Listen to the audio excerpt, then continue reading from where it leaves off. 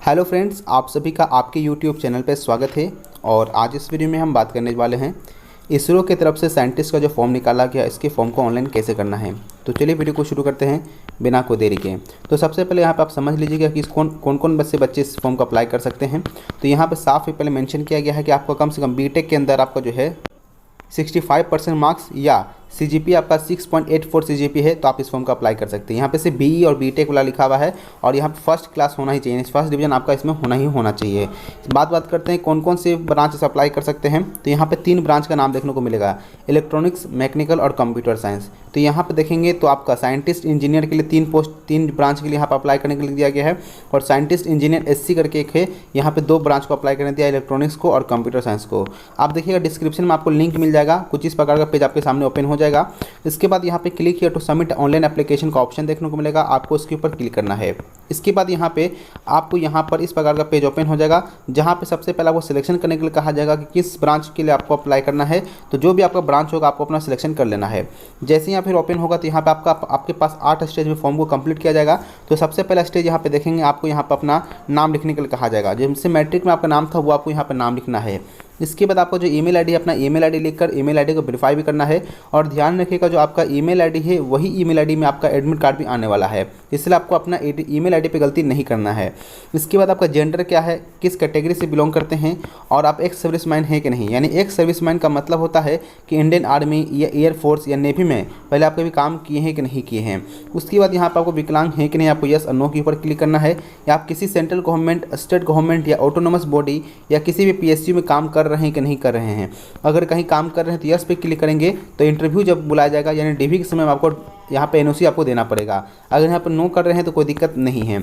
इसके बाद यहाँ पे आपके पापा का नाम भरना होगा, आपको फ़ोटो और सिग्नेचर अपलोड करना है। दोनों 50 KB से ज़्यादा नहीं होना चाहिए, जेपीजी फॉर्मेट में चाहिए। और ध्यान रखिएगा फ़ोटो जो होगा सिर्फ फ़ोटो लिखिएगा उस पर, उसके ऊपर कोई भी स्पेस मत दीजिएगा, फ़ोटो 1 2 3 ऐसा कुछ मत लिखिएगा, सिर्फ फ़ोटो लिख के छोड़ देना है। उसी प्रकार सिग्नेचर को भी अपना फाइल का नाम आपको साइन लिख के छोड़ देना है और ये दोनों को आपको अपलोड करना है। और उसके बाद नेक्स्ट स्टेप का ऑप्शन आएगा, उसके ऊपर क्लिक करना है।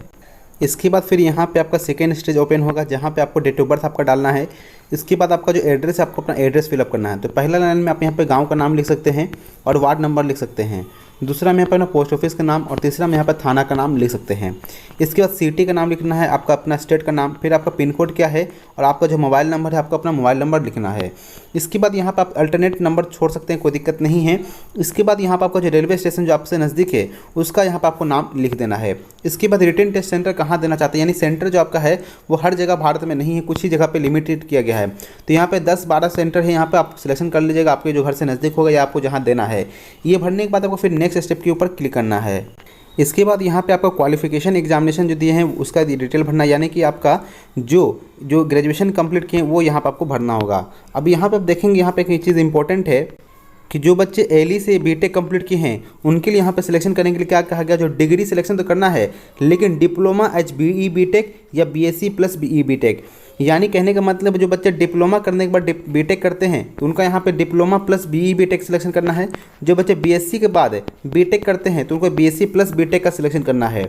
अगर जो बच्चे डायरेक्टली 12th के बाद ही यहाँ पर डिग्री कंप्लीट किए तो अपने यहाँ पे सिर्फ बीटेक और बीई का सिलेक्शन करेंगे यहाँ, लेकिन एली वाले बच्चे जो होंगे अपना एली का सिलेक्शन करेंगे। उसके बाद यहाँ ब्रांच का नाम सिलेक्शन करने के लिए कहा जाएगा, तो अपना ब्रांच का जो नाम है आप यहाँ ब्रांच का नाम सिलेक्शन कर लीजिएगा। यहाँ ब्रांच का नाम सिलेक्शन करने के बाद आपको फिर पूछा जाएगा रिजल्ट अभी डिक्लेयर हुआ है कि नहीं हुआ है। डिक्लेयर हो गया हो तब आप यहाँ पर क्लिक करना, अगर अवेटेड होगा तो आपको अवेटेड के ऊपर क्लिक करना है। यहाँ पर डिक्लेयर होगा तो आपको डिक्लेयर होना ही चाहिए, तो आपके बाद नेक्स्ट स्टेप पे क्लिक करना है। अब इसके बाद यहाँ पे आपसे इंस्टीट्यूट का नाम पूछेगा, यानी किस कॉलेज से पास किए हैं उसका नाम लिखना है और अपना यूनिवर्सिटी का सिलेक्शन करना है कि किस यूनिवर्सिटी से पास किए हैं।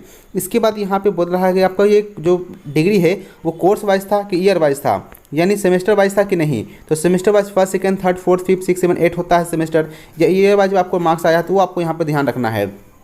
तो लगभग बीटेक आपका यहाँ पर सेमेस्टर वाइज होता था, आपको सेमेस्टर वाइज यहाँ पे मार्क्स देने हैं।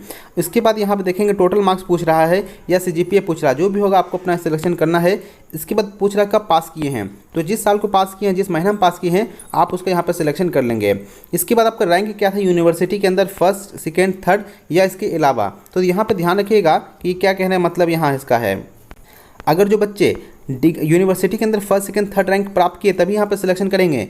और जो बच्चे फर्स्ट डिवीजन सिर्फ सिलेक्शन की पास किए हैं, सेकंड डिवीजन पास किए हैं, तो वो सिर्फ other than first second third, ये रैंक नहीं पूछ रहा है, यहाँ पे रैंक पूछ रहा है, ये आपका डिवीजन से रिलेटेड है, तो ये बच्चे ध्यान रखेंगे। उसके बाद ये भरने के बाद आपको नेक्स्ट स्टेप का ऑप्शन आएगा, आपको नेक्स्ट स्टेप के ऊपर क्लिक करना है। इसके बाद अब यहाँ पे आपको पूरा जो आपका मार्क्स का जो डिटेल है वो भरने के लिए कहा जाएगा। तो यहाँ पे आप देखेंगे मेरे पास 6 सेमेस्टर का ऑप्शन नहीं आ रहा, लेकिन जो बच्चे बीटेक डायरेक्टली किए हैं तो उनको यहाँ पे 8 सेमेस्टर का ऑप्शन देखने को मिलेगा, और जो बच्चे डिप्लोमा बीटेक एलई किए हैं तो उनको 6 सेमेस्टर यहाँ पे देखने को मिलेगा। इसके बाद यहाँ पे आपको नेक्स्ट स्टेप का ऑप्शन आएगा, आपको नेक्स्ट स्टेप के ऊपर क्लिक करना है। अब आपको जितना सेमेस्टर में आपको मार्क्स मिला है वो यहाँ पे डालते जाना है। लेकिन कोई कोई एक डिग्री में क्या होता है कि एलई का जो रिजल्ट तो जारी तो किया जाता है, लेकिन उनको पहला ईयर में जो 2 सेमेस्टर होते हैं, फर्स्ट सेमेस्टर और सेकंड सेमेस्टर के मार्क्स मिल जाता है, तो बच्चे क्या करेंगे, तो वो बच्चे यहाँ पर छोड़ देंगे। एलई वाले खासकर है कि एलई वाले अपने पहले और दूसरे सेमेस्टर को छोड़कर बाकी जहाँ से वो एग्जाम देना शुरू किए हैं उनको यहाँ पर क्या करना है, भरना है। लेकिन जो बच्चे फुल बीटेक कंप्लीट किए तो उनको यहाँ पर 8वां सेमेस्टर का डिटेल भरना होगा। तो पहले पूछेगा कितना मार्क्स ऑब्टेन्ड, कितना मार्क्स आपका आया है कितना में, तो वही तरह से आपको यहाँ पे सभी 6 सेमेस्टर तो 6 सेमेस्टर भरिएगा। अगर 8 सेमेस्टर का है तो 8 सेमेस्टर आपको भरना है। मार्क्स फिर भरने के बाद फिर यहाँ पे आपको देखेंगे तो यहाँ पर ध्यान रखना है, पूछेगा कि आपने इंटरमीडिएट 10+2 या पीरी यूनिवर्सिटी या डिप्लोमा एग्जाम कहाँ से पास किए हैं, किस बोर्ड से पास किए हैं, बोर्ड का सिलेक्शन करना है, कब पास किए हैं आपको उसका सिलेक्शन करना है, और कितना परसेंटेज मार्क्स आपका आया वो आपको यहाँ लिखना है। अगर मान लीजिए सीजीपीए सिस्टम आपका डिप्लोमा में था तो क्या कीजिएगा, जितना आपका सीजीपीए होगा उसको पूछ अपने यूनिवर्सिटी का जो नियम होगा सीजीपीए में कन्वर्ट करने का, उससे फिर आपको मल्टीप्लाई कर देना है और आपको यहाँ पर मार्क्स परसेंटेज निकल के आ जाएगा।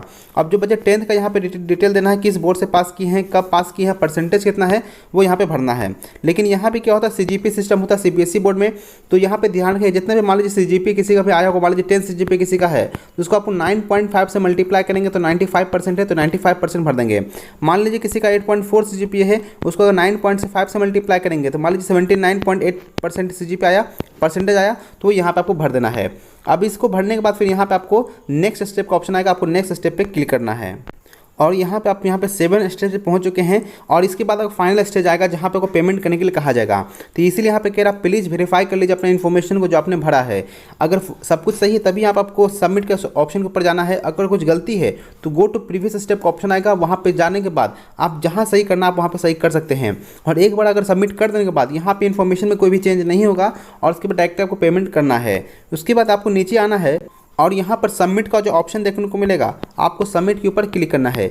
जैसे यहाँ पर सबमिट के ऊपर क्लिक करेंगे यहाँ पे आपका रजिस्ट्रेशन हो जाएगा। रजिस्ट्रेशन होने के बाद आपको पेमेंट करने के लिए कहा जाएगा, जो कि यहाँ पर 250 रुपये का पेमेंट है, आप यहाँ पे करना है। आप ये पेमेंट किस माध्यम से कर सकते हैं, तो यहाँ पे आप देखेंगे आपको debit card, credit card, net banking, UPI, जिस भी माध्यम से पेमेंट करना है आप यहाँ पे कर सकते हैं। अब पेमेंट करने के लिए आप देखेंगे यहाँ पर एडवर्टाइजमेंट के अंदर एक लिंक दिया है, आपको उसके ऊपर क्लिक करना है। ये भी आपको लिंक जो है डिस्क्रिप्शन में मिल जाएगा, वहाँ पर आपको जाना है। अगर आप पेमेंट बाद में करना चाहते हैं तो यहाँ पे क्या देखेंगे, यहाँ एडवर्टाइजमेंट पेज का ऑप्शन देखने को मिलेगा, आपको एडवर्टाइजमेंट पेज के ऊपर क्लिक करना है। जैसे ही एडवर्टाइजमेंट पेज के ऊपर क्लिक करेंगे तो यहाँ पर आप देखेंगे मेक पेमेंट का ऑप्शन बाद में आपको देखने को मिलेगा, आपको मेक पेमेंट के ऊपर क्लिक करना है। जब मेक पेमेंट के ऊपर क्लिक करेंगे तो आप जिस पोस्ट के लिए अप्लाई किए हैं उसका यहाँ पर लिखना है। उसके बाद रजिस्ट्रेशन नंबर कौन सा आपको वो लिखना है, डेट ऑफ बर्थ क्या है, और इस कैप्चा कोड को यहाँ फिलअप करके 100 डिटेल्स के ऊपर क्लिक करना है, तो जाके आपको पेमेंट करने का ऑप्शन देखने को मिल जाएगा। अब मेक पेमेंट का फिर ऑप्शन आएगा, आपको मेक पेमेंट के ऊपर क्लिक करना है। यहाँ पे एक लिंक बना हुआ है, आपको लिंक पे ध्यान रखना है। अब यहाँ पर आप जो जिस भी माध्यम से करना पेमेंट करना चाहते हैं उस पर क्लिक करना है। अब इसके बाद यहाँ कन्फर्म करना ऑप्शन आएगा, कन्फर्म कर लीजिएगा। उसके बाद फिर से आपको कन्फर्म करने का ऑप्शन आएगा, फिर से कन्फर्म कर लीजिएगा।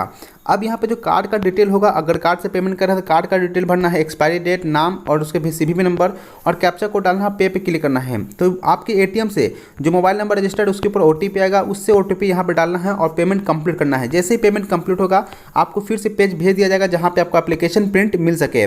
आपको फिर वहाँ से प्रिंट एप्लीकेशन निकाल के रख लेना है फ्यूचर रेफरेंस के लिए, ताकि आप जब एडमिट कार्ड आएगा तो आपको फिर उसका इस्तेमाल करके अपना एग्जामिनेशन दे दीजिएगा। इस प्रकार से जो फॉर्म है आपका इसरो का वो फिलअप हो जाएगा बिना कोई प्रॉब्लम के। अगर प्रॉब्लम आ रहा है तो कमेंट करके पूछेगा, मैं आपको उसका जवाब जरूर दूंगा। मिलेंगे जल्दी नेक्स्ट वीडियो में। Thank you for watching this video.